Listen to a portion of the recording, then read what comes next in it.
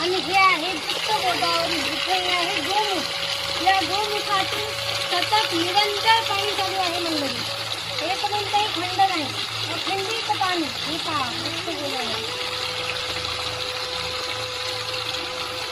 आणि इकडे हे आहे वाघमुख, यातून सुद्धा निरंतर पाणी वाहत आहे.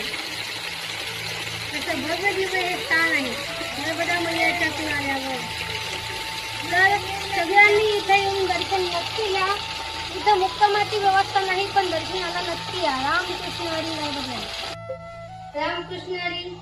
तर मंडळी आम्ही आलो आहोत त्र्यंबकेश्वर महादेव आणि गुप्त गोदावरी यांच्या दर्शनाला. नर्मदा मैयाच्या परिक्रमेमध्ये जात असताना वेलूगाव नंतर गुप्त गोदावरीचं मंदिर आहे, तिथे आम्ही दर्शनाला आलो आहोत. नर्मदे हर हर महादेव.